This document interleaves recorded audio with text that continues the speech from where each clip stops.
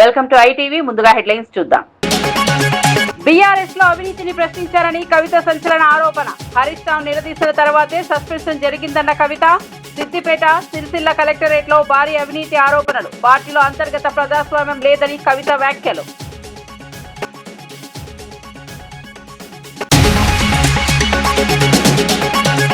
కాళేశ్వరం ప్రాజెక్టుకు తాను అడ్డుపడలేదన్న చంద్రబాబు. తెలుగు రాష్ట్రాల మధ్య విద్వేషాలు మంచివి కాదని వ్యాఖ్య. ప్రతి ఏడాది వేల టీఎంసీల నీరు వృధా అవుతోందని ఆవేదన. రాజకీయాల కన్నా ప్రజల ప్రయోజనాలే ముఖ్యమని స్పష్టం.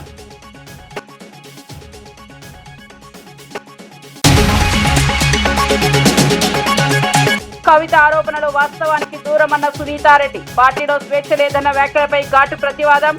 పదవులు ఇచ్చిన పార్టీపై ఆరోపణలు తగవని విమర్శ. బహిరంగ వ్యాఖ్యలతో కార్యకర్తల్లో గందరగోళమని ఆవేదన.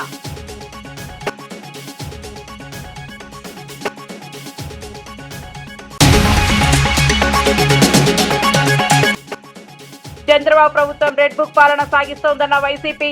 ఎంపీపీ ఎన్నికల్లో బలవంతపు రాజకీయాల ఆరోపణలు. పోలీసుల సమక్షంలో కిడ్నాపులపై వైసీపీ మండిపాటు. ప్రజాస్వామ్యంపై దాడిగా వైసీపీ విమర్శలు. రాజ్యాంగం ఎన్నికల ప్రక్రియలను పట్టించుకోకుండా చంద్రబాబు ప్రభుత్వం రెడ్ బుక్ పాలన సాగిస్తోందని వైసీపీ అధికార ప్రతినిధి పుత్తా శివశంకర్ రెడ్డి ఆరోపించారు. ఉదయగిరి నియోజకవర్గంలోని వింజమూరు ఎంపీపీ ఎన్నిక, రాయదుర్గంలోని బొమ్మనహల్లి ఎంపీపీ ఎన్నికలను ఇందుకు ప్రత్యక్ష ఉదాహరణగా పేర్కొన్నారు. పోలీసుల సమక్షంలో వైసీపీ ఎంపీటీసీలను కిడ్నాప్ చేశారని తీవ్ర ఆరోపణలు చేశారు. ప్రజాస్వామ్యాన్ని కూనీ చేస్తూ అధికార దుర్వినియోగానికి పాల్పడుతున్నారని విమర్శించారు. ఎన్నికల్లో గెలవలేక బలవంతపు రాజకీయాలకు దిగుతున్నారని అన్నారు. ఇలాంటి చర్యలు రాష్ట్రంలో ప్రజాస్వామ్య వ్యవస్థపై ప్రజల నమ్మకాన్ని దెబ్బతీస్తున్నాయని ఆవేదన వ్యక్తం చేశారు. అక్రమాలు, బెదిరింపులపై న్యాయ పోరాటం చేస్తామని వైసీపీ స్పష్టం చేసింది. ఒక చక్కటి ఉదాహరణ. అనేక సంఘటనలు రోజు జరుగుతా ఉన్నాయి. కానీ ఎన్నిక అనేటువంటిది ప్రజాస్వామ్యబద్ధంగా జరగాలని, దానికంటూ ఒక కోడ్ ఆఫ్ కండక్ట్, కొన్ని నియమాలు, నిబంధనలు ఉంటాయనేటువంటిది కూడా ఏమాత్రము లెక్క చేయకుండా పైనుంచి ఆ ఎర్ర బుక్ పట్టుకొని పైనుంచి ఆదేశాలు ఇస్తే కింద లోకల్ గా ఉన్నటువంటి స్థానిక శాసనసభ్యులు వీరంగం సృష్టిస్తూ, రక్తపాతం సృష్టిస్తూ, ఎన్నికనేటువంటిది కనీస సంఖ్యాబలం లేకపోయినా, ఉదయగిరిలో చూసుకున్నట్లయితే వింజమూరు ఎంపీపీ సంబంధించినటువంటి వాటిలో 12 మొత్తం స్థానాలు 12 ఉంటే ఎంపీటీసీ స్థానాలు 9 వైఎస్ఆర్ కాంగ్రెస్ పార్టీ, 3 ఇండిపెండెంట్లు. కనీసం ఒక్క ఎంపీటీసీ కూడా వారి యొక్క తెలుగుదేశం గాని, జనసేన గాని, కూటమి నాయకుల యొక్క గుర్తుతో గెలిచినటువంటి స్థానం ఒక్కటి కూడా లేదు, సున్నా. అదేవిధంగా రాయదుర్గంలో మొత్తం 16 స్థానాలు ఉంటే 15 స్థానాలు వైఎస్ఆర్ కాంగ్రెస్ పార్టీ పూర్తి బలం ఉన్నా, ఏకపక్షంగా ఉన్నా, కనీసం ఎన్నిక జరగకుండా స్థానిక శాసనసభ్యులు పెద్దల పైన ఆదేశాలతో వీరంగం సృష్టిస్తూ, రక్తపాతం సృష్టిస్తూ, సాక్షాత్తు పోలీసులు, ఎన్నికల అధికారుల ముందరే. ఇక్కడ విచిత్రమైనటువంటి సన్నివేశం ఏంటంటే, ఆ పోలీసు అధికారులు ప్రేక్షక పాత్ర వహిస్తూ పైనొచ్చినటువంటి ఆదేశాల ప్రకారము ఏదన్నా జరగని, కూటమి నాయకులు ఎలా చెప్తే అలా చేయాలి అనేటువంటి ఒక పచ్చ బుక్కులో రాసినటువంటి ఆ యొక్క పచ్చ అహంకారంతో వాళ్ళు చెప్తే, ఇక్కడ వీళ్ళు చేస్తున్నటువంటిది ఏమిటి? మీ కనీస బాధ్యత లేదా? ఒక్కసారి ఆ నెల్లూరు జిల్లా వింజమూరులో జరిగినటువంటి వీరంగం ఒకసారి చూద్దాం. ఓ మహిళా ఎంపీటీసీలు ఏ విధంగా రక్తపాతం సృష్టించారు.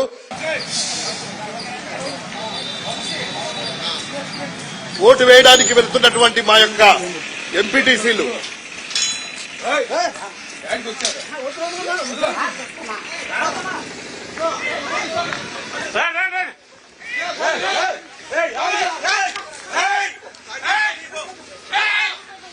చూడండి, ఆ స్కార్పియో వాహనంలో మా ఎంపీటీసీని ఏ విధంగా బంధించి. బీఆర్ఎస్ పార్టీలో తనకు స్వేచ్ఛ లేదని కవిత చేసిన వ్యాఖ్యలపై మాజీ ఎమ్మెల్యే గొంగిడి సునీతారెడ్డి ఘాటుగా స్పందించారు. కవితకు పార్టీలో స్వేచ్ఛ లేకపోతే అంతమంది నాయకులకు పదవులు ఎలా ఇప్పించగలిగారని ప్రశ్నించారు. బీఆర్ఎస్ పార్టీ కవితను వేధించిందన్న ఆరోపణలు వాస్తవానికి దూరమని అన్నారు. పార్టీ అధ్యక్షుడితో అందరికంటే ఎక్కువ చనువు కవితకే ఉండేదని గుర్తు చేశారు. పదవులు, బాధ్యతలు ఇచ్చిన పార్టీపై ఇప్పుడు ఆరోపణలు చేయడం సరికాదని వ్యాఖ్యానించారు. కవిత భావోద్వేగాలతో మాట్లాడుతున్నారని, రాజకీయ ప్రయోజనాల కోసం ఈ వ్యాఖ్యలు చేస్తున్నారని ఆరోపించారు. పార్టీ అంతర్గత విషయాలను బహిరంగంగా మాట్లాడడం పార్టీకి నష్టం చేస్తుందని, ఇలాంటి వ్యవహారాల వల్ల కార్యకర్తల్లో గందరగోళం ఏర్పడుతుందని సునీతారెడ్డి అన్నారు. నాకు స్వేచ్ఛ లేదనే మాట మీరు చెప్పడం నిజంగా కూడా శోచనీయం. ఇది మంచి పద్ధతి కాదు. అదేవిధంగా మరి వ్యక్తిగత విషయాలు మాట్లాడుకోవడానికి మీరు ఆ వేదికను వాడుకున్నారు తప్ప ఇంకొక విషయం ఏం లేదు. చాలా బాధపడుకుంటూ మరి కంటతడి పెట్టినారు. కంటతడి పెట్టేంత క్షోభకు ఈ పార్టీ మిమ్మల్ని ఏం గురి చేయలేదు. గుంటూరు శివారులో జరుగుతున్న 3వ ప్రపంచ తెలుగు మహాసభలో కేంద్ర మంత్రి పెమ్మసాని చంద్రశేఖర్ పాల్గొని తెలుగు భాష గొప్పదనాన్ని వివరించారు. ఈ సందర్భంగా ఆయన మాట్లాడుతూ తెలుగు నేర్చుకోవడం వల్ల పిల్లల్లో విషయ పరిజ్ఞానం, ఆలోచన శక్తి, జ్ఞాపక శక్తి మరింత పెరుగుతాయని తెలిపారు. మాతృభాషలో విద్య అభ్యసించడం ద్వారా కుటుంబ బంధాలు నిలబడతాయని, సంస్కృతి సంప్రదాయాలు నిలుస్తాయని పేర్కొన్నారు. ప్రపంచవ్యాప్తంగా అనేక రంగాల్లో రాణించిన ప్రముఖులు తమ మాతృభాషలోని విద్యను పూర్తి చేసి ఎదిగారని గుర్తు చేశారు. తెలుగు కేవలం ఒక భాష మాత్రమే కాకుండా మన జీవన విధానమని, మన గుర్తింపని అన్నారు. భవిష్యత్ తరాలకు తెలుగు భాషను అందించాల్సిన బాధ్యత ప్రతి ఒక్కరిపై ఉందని, ఇంటి నుంచే మాతృభాష ప్రయాణం మొదలవ్వాలని ఆయన పిలుపునిచ్చారు. దాన గుణంలో కలియుగ కర్ణుడైనటువంటి శ్రీ అశోక్ గజపతి రాజు గారికి, అసెంబ్లీని ఒంటి చేత్తో నడిపిస్తున్నటువంటి శ్రీ చింతకాయ లయన్న పాత్రుడు గారికి, వేదికను అలంకరించిన పెద్దలకు, మా నియోజకవర్గ ఎమ్మెల్యేలకు, నాయకులకు, పాత్రికేయులకు, వీరందరితో పాటు భావాల భాష, బంధాల భాష, తరం మారినా దేశం దాటినా తరగని తెలుగు ఉషస్సుని, తేజస్సుని ప్రేమిస్తూ, ఆరాధిస్తూ, గౌరవిస్తూ ఇక్కడికి విచ్చేసిన ప్రతి ఒక్క తెలుగు వారికి వందనం, అభివందనం. శతాబ్దాల ఘన చరిత్ర కలిగిన తెలుగు భాషాభిమానులు ఒక చోట చేరిన ఈ అపూర్వమైన, ఆనందమైన, అద్వితీయమైన వేడుక ఈ ప్రపంచ మహాసభలు.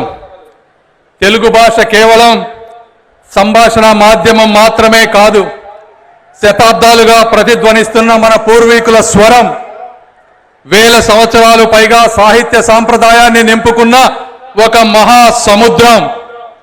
అన్నమాచార్యుల కీర్తనల నుండి శ్రీ విప్లవ కవిత్వం వరకు, నన్న మహాభారతం నుండి విశ్వనాథ సత్యనారాయణ ఆధునిక సాహిత్యం వరకు తెలుగు ప్రపంచానికి విజ్ఞానాన్ని, వినోదాన్ని, విప్లవ స్ఫూర్తిని అందించినటువంటి భాష ఈ తెలుగు భాష.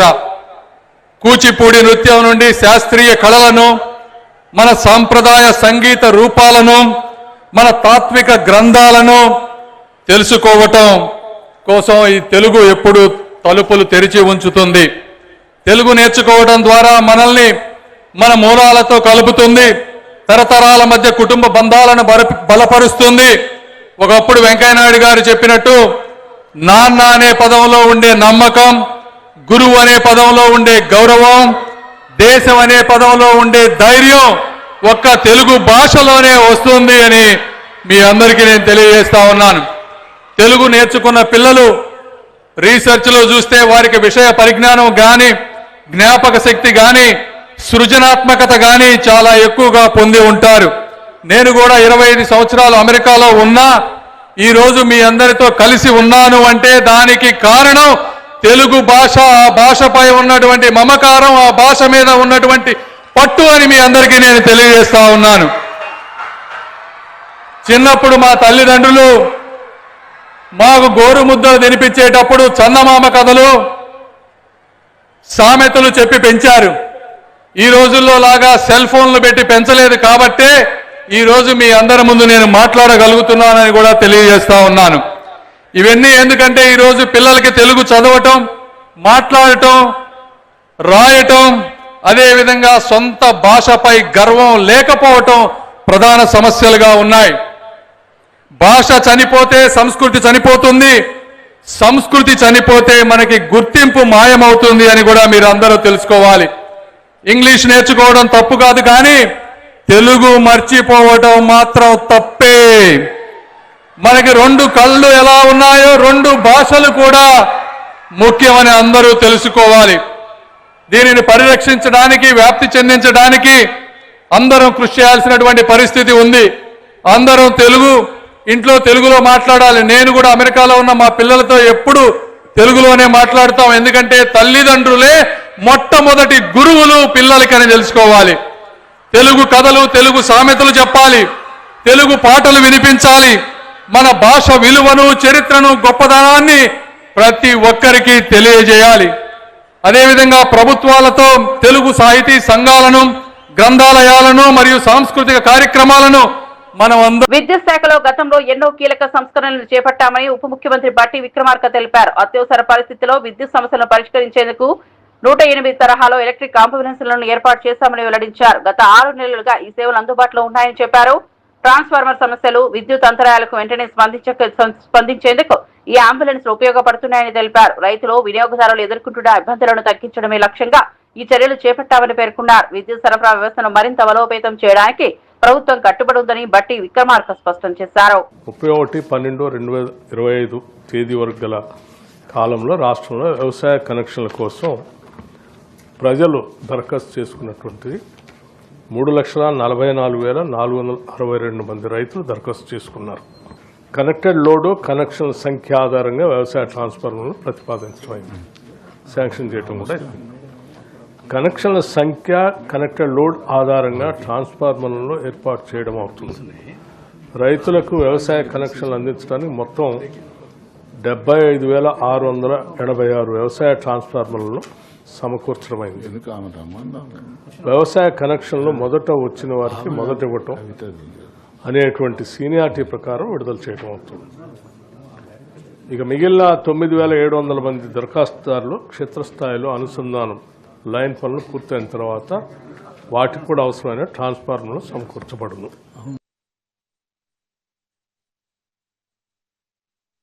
ఈ ఎలక్ట్రిసిటీ డిపార్ట్మెంట్లో, ఎనర్జీ డిపార్ట్మెంట్లో చాలా రిఫార్మ్స్ చేశాం.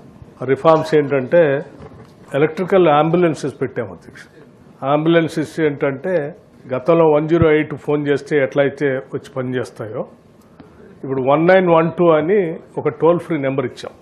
ఎక్కడ ఎవరికి ఏ సమస్య ఉన్నా ఆ నెంబర్ ఫోన్ చేస్తే ఈ ఎలక్ట్రికల్ అంబులెన్సెస్లో సరిపోయే మినిమం ఒక ట్రాన్స్ఫార్మర్ ఇమీడియట్గా కావలసినటువంటి పవర్ సా అంటే రంపం, సేఫ్టీ గేర్ బాక్స్ లాంటి అన్నీ కూడా ఆ వెహికల్స్లో పెట్టి ఆ వెహికల్కి GPS కూడా పెట్టి ఇక మీరు ఫోన్ చేయాలని అమ్మటే మేము ఇన్ఫార్మ్ చేస్తే వెహికల్కి వెళ్ళిపోతుంది మెసేజ్. వెహికల్ ఇమీడియట్గా అక్కడ పోయి దాన్ని అడ్రస్ చేసే పరిస్థితిని ఇప్పుడు రాష్ట్రంలో అమలు చేస్తూ 6 నెలల నుంచి అమలు చేస్తాం. అట్లాగే ట్రాన్స్ఫార్మర్స్ సంబంధించి ఎనీ నెంబర్ ఆఫ్ ట్రాన్స్ఫార్మర్స్ ఇబ్బంది లేకుండా ఇస్తా ఉన్నాం అధ్యక్ష. ప్రభుత్వం మాత్రమే కాకుండా ప్రజలు కూడా కష్టాల్లో ఉన్నారని సీఎం చంద్రబాబు గుర్తించారని రాష్ట్ర నైపుణ్య అభివృద్ధి సంస్థ చైర్మన్ బూరుగుపల్లి శేషారావు అన్నారు. తూర్పుగోదావరి జిల్లా ఉండ్రాజవరం మండలం వేలివెన్నిలో లబ్ధిదారులకు సీఎం రిలీఫ్ ఫండ్ చెక్కులు పంపిణీ చేశారు. రాష్ట్రంలో ఆర్థిక ఇబ్బందులు ఉన్నప్పటికీ ప్రజల కష్టాలను తీర్చేందుకు కూటమి ప్రభుత్వం ప్రయత్నిస్తోందని తెలిపారు. అత్యవసర పరిస్థితుల్లో ప్రజలకు అండగా నిలబడమే ప్రభుత్వ లక్ష్యమని చెప్పారు. చికిత్స ఖర్చులు, అనారోగ్య సమస్యలతో ఇబ్బందులు పడుతున్న కుటుంబాలకు ఈ సహాయం ఊరటనిస్తుందని పేర్కొన్నారు. ప్రజల సంక్షేమం కోసమే ప్రభుత్వం వెనకాడకుండా ముందుకు వస్తోందని ఆయన వ్యాఖ్యానించారు.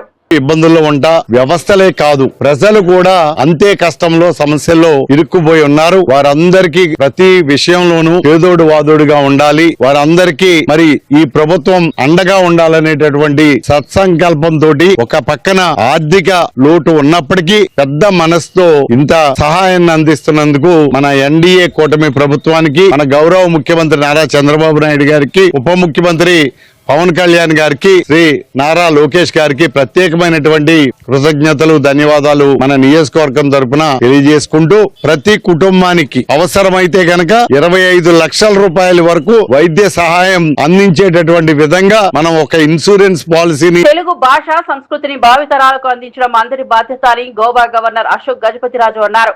మాతృభాష ద్వారా మాత్రమే విలువలు, సంప్రదాయాలు నిలుస్తాయని ఆయన అభిప్రాయపడ్డారు. తెలుగు భాష కేవలం మాట్లాడే భాష మాత్రమే కాకుండా జీవన విధానమని చెప్పారు. పిల్లలకు చిన్ననాటి నుంచే మాతృభాషలో బోధన అందిస్తే జ్ఞాపక శక్తి, ఆలోచన శక్తి పెరుగుతుందని తెలిపారు. ప్రపంచంలో ఎన్నో గొప్ప వ్యక్తులు తమ మాతృభాషలోని విద్యను అభ్యసించి ఎదిగారని గుర్తు చేశారు. ఆంగ్ల భాష అవసరమైన మాతృభాష నిర్లక్ష్యం చేయరాదని సూచించారు.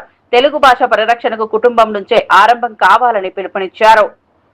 ఒక అనుమానంగా ఉంది. భాష ఉండాలి, తెలుగు సంస్కృతి ఉండాలి, తద్వారా మనకి భారతీయ విలువలు ఎలా పెరిగాయో భావి తరాలకి అందించాలని మనం అందరూ అనుకున్నా ఆ కోరికల్ని కార్య రూపంలో ఎలా దాల్చాలి అది మన అందరి ముందన ఒక పెద్ద సమస్యగా నిలబడ ఉందని నేను అనుకుంటా ఉన్నాను. మన అందరికీ ఒక పాత్ర ఉంటది. ఆ పాత్ర మనమందరం నిలబెడితే మన తెలుగు భాషకి న్యాయం చేసిన వాళ్ళు అవుతాము. మేడారం సమ్మక్క సారాలమ్మ మహాజాతర నేపథ్యంలో మంత్రులు సీతక్క, కొండా సురేఖ గవర్నర్ జిష్ణుదేవ్ వర్మను లోక్ భవన్ లో కలిశారు. ఈ సందర్భంగా సమ్మక్క సారాలమ్మ జాతరకు సంబంధించిన ఆహ్వాన పత్రికను గవర్నర్ కు అందజేశారు. ప్రపంచంలోనే అతిపెద్ద గిరిజన జాతరగా పేరుగాంచిన మేడారం జాతరకు రావాలని మంత్రులు గవర్నర్ ను ఆహ్వానించారు. జాతర నిర్వహణకు ప్రభుత్వం అన్ని ఏర్పాట్లు చేస్తోందని, భక్తులకు ఎలాంటి ఇబ్బందులు లేకుండా చర్యలు తీసుకుంటామని తెలిపారు. గిరిజన సంస్కృతి సాంప్రదాయాలకు ప్రతీకగా నిలిచిన ఈ జాతరకు రాష్ట్ర ప్రభుత్వం అత్యంత ప్రాధాన్యమిస్తోందని పేర్కొన్నారు. జాతర ద్వారా గిరిజనుల ఆరాధన, ఆత్మీయత ప్రపంచానికి చాటబడుతుందని మంత్రులు వివరించారు.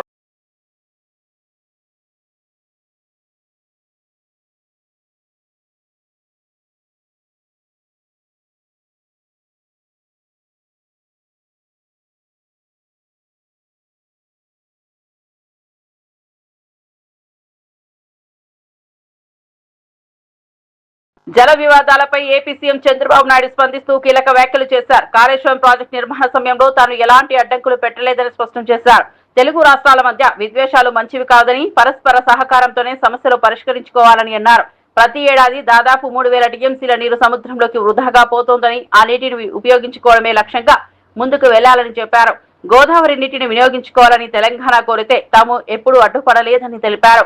కృష్ణా డెల్టా అభివృద్ధి పేరుతో తెలంగాణకు నీటిని అందించామని గుర్తు చేశారు. రాజకీయ ప్రయోజనాల కోసం జల సమస్యలను రెచ్చగొట్టడం సరికాదని, 2 రాష్ట్రాల ప్రజల ప్రయోజనాలే ముఖ్యమని చంద్రబాబు వ్యాఖ్యానించారు. గోదావరి నీళ్లు వాడుకుంటే ఎప్పుడు నేను అడ్డు చెప్పలేదు. విభజన తర్వాత కాళేశ్వరం ప్రాజెక్టు కట్టినప్పుడు గోదావరి పైన ఎన్ని ప్రాజెక్టులు కట్టినా పర్వాలేదు, మనకు నీళ్లు వస్తాయనే ఉద్దేశంతో నేను ముందుకెళ్ళాను. గడిచిన 40 సంవత్సరాల్లో 3000 టీఎంసీ నీళ్లు గోదావరి నుంచి సముద్రం లేకపోతున్నాయి. పోలవరం ప్రాజెక్టు పూర్తవుతుంది. కృష్ణా గోదావరి అనుసంధానం జరుగుతుంది. నా జీవితంలో ఒకటే కోరిక, ప్రపంచంలో తక్కువ నీటి వినియోగం చేసే దేశం భారతదేశం. ఎన్నో సంవత్సరాలుగా పోరాడుతున్నా, ఎన్నో సంవత్సరాలుగా ప్రయత్నం చేస్తున్నా, గంగా కావేరి కలవాలి, దేశంలో నీటి సమస్య పూర్తిగా పరిష్కారం కావాలనేది నా అభీష్టమని మరొక్కసారి మీ అందరికీ విజ్ఞప్తి చేస్తున్నాను. అదే సమయంలో ఆంధ్రప్రదేశ్లో ఉండే నదులన్నీ కలపాలి. తెలంగాణలో గోదావరి నీళ్లు కూడా వాడుకోవాల్సిన అవసరం ఉంటే వాడుకోవాలి. తెలుగు రాష్ట్రాల మధ్య విద్వేషాలు కాదు, సమైక్యత అవసరం. ఒకరినొకరు అర్థం చేసుకోవాల్సిన అవసరం ఉంది.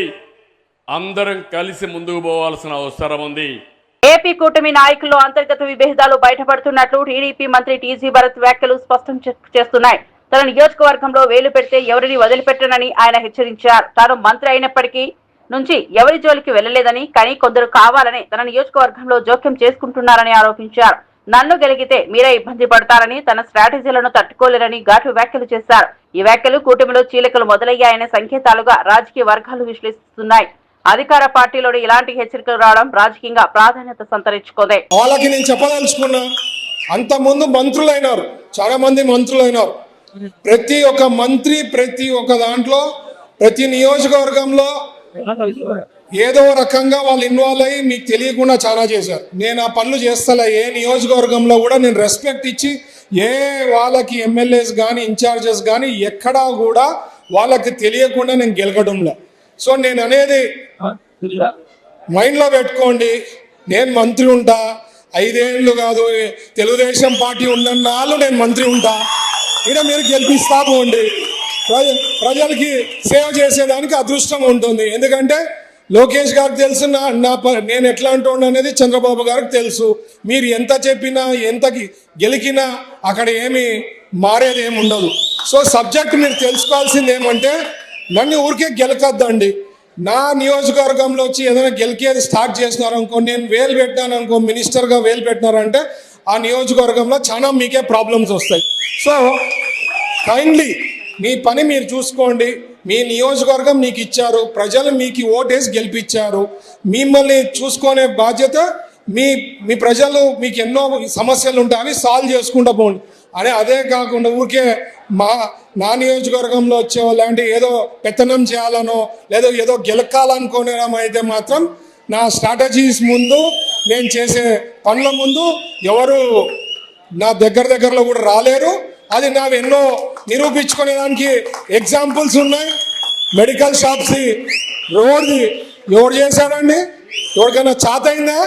స్మూత్గా సాల్వ్ చేశామా? సో ఇట్లాంటివి ఎన్నోటి ఉన్నాయి, చెప్పుకుంటా పోతే చాలా ఉన్నాయి. సో నేను చెప్పేది ఏంటంటే ఎవరి నియోజకవర్గంలో వాళ్ళ జాగృతి తప్పకుండా రాజకీయ పార్టీగా ఎదిగి తెలంగాణ ప్రజల పక్షాన పనిచేస్తుందని కల్వకుంట్ల కవిత ప్రకటించారు. ప్రజల హక్కులను కాపాడటం కోసమే రాబోయే అసెంబ్లీ ఎన్నికల్లో పోటీ చేస్తామని స్పష్టం చేశారు. యువత పిడికిలి బిగించి తమతో చేతులు కలపాలని పిలుపునిచ్చారు. తెలంగాణ ప్రజల ఆశలు ఆకాంక్షలకు ప్రతినిధిగా జాగృతి నిలుస్తుందని తెలిపారు. రాజకీయాల్లో నిజాయితీ, ప్రజాస్వామ్యం, పారదర్శకత తీసుకురావడమే తమ లక్ష్యమని చెప్పారు. ప్రస్తుత రాజకీయ వ్యవస్థ ప్రజలను నిరాశపరుస్తోందని విమర్శించారు. జాగృతి పార్టీగా మారడం తెలంగాణ రాజకీయాల్లో కొత్త సమీకరణాలకు దారితీస్తుందా అనే చర్చ మొదలైంది. పార్టీ పేపర్లు, పార్టీ ఛానళ్లు ఏ ఒక్కరు కూడా ఎన్నడూ కూడా మద్దతు ఇవ్వలేదు అధ్యక్ష. అయినా సరే ధైర్యం వదులుకోకుండా మొక్కువని ప్రయత్నంగా నేను ప్రయత్నం చేస్తూనే వెళ్ళాను అధ్యక్ష. తెలంగాణ రాకముందు, బీఆర్ఎస్ ప్రభుత్వం ఏర్పడక ముందు ఒక మాట అనుకున్నాం అధ్యక్ష. కేసీఆర్ గారే పదే ఈ మాట చెప్పారు. ఉమ్మడి రాష్ట్రంలో మనకు కాంట్రాక్ట్ వ్యవస్థ వచ్చింది, మరి కాంట్రాక్ట్ ఎంప్లాయీస్తోని, అవుట్సోర్సింగ్ ఎంప్లాయీస్తోని దేశానికి నష్టం జరుగుతుంది, రాష్ట్రానికి నష్టం జరుగుతుంది, అందరికన్నా ఎక్కువ తెలంగాణ యువకులకు నష్టం జరుగుతుందని చెప్పారు అధ్యక్ష. ఆనాడు వారు సరదాగా ఒక మాట అనేవాళ్ళు, అందరికీ కాంట్రాక్ట్ పోస్ట్ ఉంది, మరి ముఖ్యమంత్రికి కూడా కాంట్రాక్ట్ పోస్ట్ ఉంటుందా అని చెప్పి ప్రశ్నించేవారు అధ్యక్ష. కానీ తెలంగాణ వచ్చిన తర్వాత 10 ఏళ్లలో కూడా కాంట్రాక్ట్ వ్యవస్థను మనం రద్దు చేసుకోలేకపోయినాం అధ్యక్ష. అది కాకుండా అవుట్సోర్సింగ్ ఎంప్లాయీస్, అవుట్సోర్సింగ్ వ్యవస్థను పెంచి పోసిపోయినాం అధ్యక్ష. బాధతో, చాలా ఆవేదనతో నేను ఈ మాటలు చెప్తా ఉన్నా అధ్యక్ష. తెలంగాణ సమాజానికి ఏదైతే ప్రశ్నించడం నేర్పించినటువంటి బీఆర్ఎస్ పార్టీ అధ్యక్ష, అంతర్గత వేదికలలో అనేక సందర్భాలలో నేను ప్రశ్నిస్తే అధ్యక్ష నా మీద కక్ష కట్టారు అధ్యక్ష. కేసీఆర్ గారు చుట్టూ ఉన్నటువంటి కొందరు వ్యక్తులు, తప్పక చెప్తున్నాను అధ్యక్ష ఈ మాట, ఎందుకంటే భారతదేశ రాజ్యాంగం ప్రకారం రాజకీయ పార్టీలు ఏవైనా కూడా ప్రజలకు ఒక దిక్సూచిగా నిలవాలి అధ్యక్ష, ప్రజలకు ఒక దారిదీపంగా నిలవాలి. పార్టీలోనే అంతర్గత ప్రజాస్వామ్యం లేకపోతే రాష్ట్రంలో ఎట్లా ప్రజాస్వామ్యం ఉంటుందనే విషయాన్ని కూడా మనందరం గమనించాలి. కాబట్టి ఈ మాట చెప్తా ఉన్నాను అధ్యక్ష. మరి కక్షగట్టి నన్ను ప్రశ్నించినందుకు పార్టీ నుండి బయటకు పంపించారని చెప్పక తప్పదు అధ్యక్ష. మొదటి సంవత్సరం నుంచే రాష్ట్ర స్థాయి నిర్ణయాలలో ఎక్కడ కూడా నా పాత్ర లేకుండా కట్టుబడి చేసినారు అధ్యక్ష. ఇవాళ ఆనాడు బాధపడ్డా, ఇవాళ నేను సంతోషపడతా ఉన్నా అధ్యక్ష. రాయలసీమ ఎత్తిపోతల పథకం ఆగిపోవడానికి చంద్రబాబు నాయుడే కారణమని తెలంగాణ సీఎం రేవంత్ రెడ్డి అసెంబ్లీలో చేసిన వ్యాఖ్యలు తీవ్ర రాజకీయ దుమారం రేపుతున్నాయి. చంద్రబాబు దయ వల్లే ఆ ప్రాజెక్టు నిలిచిపోయిందని వ్యాఖ్యానించారు. దీంతో ఈ ప్రభుత్వం రాయలసీమ ప్రజలకు చేస్తున్న ద్రోహం బయటపడుతుందనే విమర్శలు వినిపిస్తున్నాయి. రాయలసీమకు అత్యంత కీలకమైన ఈ ఎత్తిపోతల పథకం నిలిచిపోవడం వల్ల సాగునీరు, త్రాగునీటి సమస్యలు తీవ్రతమవుతున్నాయని ప్రతిపక్షాలు ఆరోపిస్తున్నాయి. రాజకీయ ప్రయోజనాల కోసం ప్రజల అవసరాలను తాకట్టు పెడుతున్నారని విమర్శలు వస్తున్నాయి. సీఎం వ్యాఖ్యలు 2 తెలుగు రాష్ట్రాల మధ్య జల వివాదాలకు మరింత మంట పెట్టేలా ఉన్నాయని రాజకీయ విశ్లేషకులు అంటున్నారు. తన శిష్యుడైనటువంటి రేవంత్ రెడ్డి ప్రయోజనాలను కాపాడటం కోసమని చంద్రబాబు రాయలసీమ ప్రజల కళ్లల్లో కారం కొట్టినారు. రేవంత్ రెడ్డితో చేస్తున్నటువంటి జట్టు రాయలసీమను తాకట్టు పెట్టే విధంగా వ్యవహరించటం జరుగుతోంది. రేవంత్ రెడ్డి మీదేమో పన్నీరు, రాయలసీమ వాసులకేమో కన్నీరు మిగిల్చే విధంగా చంద్రబాబు నిర్ణయం తీసుకోవటం ఎంత దుర్మార్గంగా ఉందో మనమందరం కూడా ఆలోచించాలి. రాయలసీమ వాసులంగా జగన్మోహన్ రెడ్డి గారు ఎంతో ఉదాత్తమైనటువంటి ఆశయంతో రాయలసీమ వాసుల కడగండ్లు పూర్తిగా తీర్చివేయాలన్నటువంటి సదాశయంతో దాదాపు 4,000 కోట్ల రూపాయల ప్రాజెక్టును ప్రతిరోజు కూడా ఒక టీఎంసీ వాటర్ను, మిగులు జలాలను రాయలసీమ ప్రాంత వాసులకు అందరికీ వాళ్ళ పొలాలను తడపాలా అన్నటువంటి గొప్ప ఆలోచన చేస్తే ఈ రోజున చంద్రబాబు నాయుడు గారు ఉద్దేశ్యపూర్వకంగా రేవంత్ రెడ్డి ప్రయోజనాలను కాపాడటం కోసమని రాయలసీమను తాకట్టు పెట్టడం అంటే ఇంతకంటే ఘోరం మరొకటి లేదు. చంద్రబాబు గారి తెలుగుదేశం పార్టీ చెలికత్త పత్రిక ఈ రోజున పతాక శీర్షికల్లో ఒక వ్యాసం రాసింది. ప్రభుత్వ వర్గాలు జగన్మోహన్ రెడ్డి గారే ద్రోహం చేసినారు ఎత్తిపోతల పథకానికి అని చెబుతూ. ఎంత దారుణమైనటువంటి విషయం. ఎవరు ఆ ప్రభుత్వ వర్గాలు అంటే ఈ రాష్ట్రంలో ఉన్నటువంటి అధికారులందరినీ కూడా తెలుగుదేశం పార్టీ కార్యకర్తలుగా ఆ చెలికెత్త పత్రిక మార్చివేసింది ఆ వ్యాసం ద్వారా. తెలుగుదేశం పార్టీకి సంబంధించినటువంటి నాయకులకు ఎవరికీ కూడా దాని మీద ఏ రకమైనటువంటి అవగాహన లేకపోవడంతో సాక్షాత్తు ఆ చెలికత్తె భుజానకు ఎత్తుకొని ఈ వ్యాసాన్ని ప్రజలను ఎత్తిన రుద్దేటువంటి ప్రయత్నం చేసింది. సీమకు చంద్రబాబు గారు ఏ రోజు కూడా సీమ వాసి అయ్యుండి ఒక్క రోజు కూడా అతను ఒక్క మంచి పని చేసినటువంటి పాపాన పోలేదు. రాయలసీమకు ఏదైనా మేలు జరిగిందంటే 84-85 ప్రాంతాలలో వైఎస్ రాజశేఖర రెడ్డి గారి నాయకత్వంలో ఆనాడు జరిగినటువంటి వీరోచిత పోరాటాలు, ఆయన ముఖ్యమంత్రి అయిన తర్వాత అది గాలేరి నగరి కావచ్చు, హంద్రీనివా కావచ్చును, ఏ నీటిపారుదల ప్రాజెక్టు రాయలసీమకు అయినా కూడా పెద్ద ఎత్తున వచ్చినాయి అంటే అది ఆయన పుణ్యమే. రాజశేఖర రెడ్డి గారే లేకపోయి ఉంటే రాయలసీమ వాసులకు తీరని నష్టం జరుగుండేది.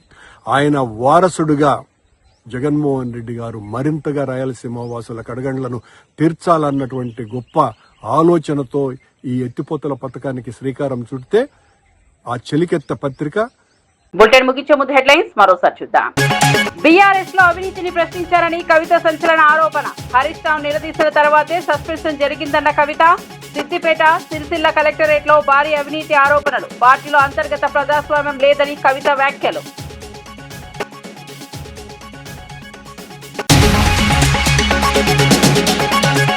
కాళేశ్వరం ప్రాజెక్టుకు తాను అడ్డుపడలేదన్న చంద్రబాబు. తెలుగు రాష్ట్రాల మధ్య విద్వేషాలు మంచివి కాదని వ్యాఖ్య. ప్రతి ఏడాది వేల టీఎంసీల నీరు వృధా అవుతోందని ఆవేదన. రాజకీయాల కన్నా ప్రజల ప్రయోజనాలే ముఖ్యమని స్పష్టం.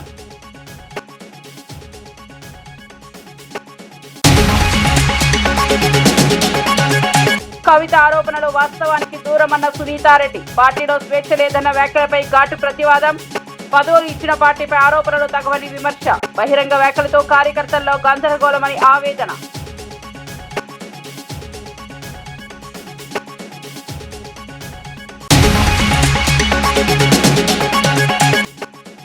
చంద్రబాబు ప్రభుత్వం రెడ్ బుక్ పాలన సాగిస్తోందన్న వైసీపీ. ఎంపీపీ ఎన్నికల్లో బలవంతపు రాజకీయాల ఆరోపణలు. పోలీసుల సమక్షంలో కిడ్నాపులపై వైసీపీ మండిపాటు. ప్రజాస్వామ్యంపై దాడిగా వైసీపీ విమర్శలు. మరిన్ని అప్డేట్స్ కోసం చూస్తూనే ఉండండి ITV.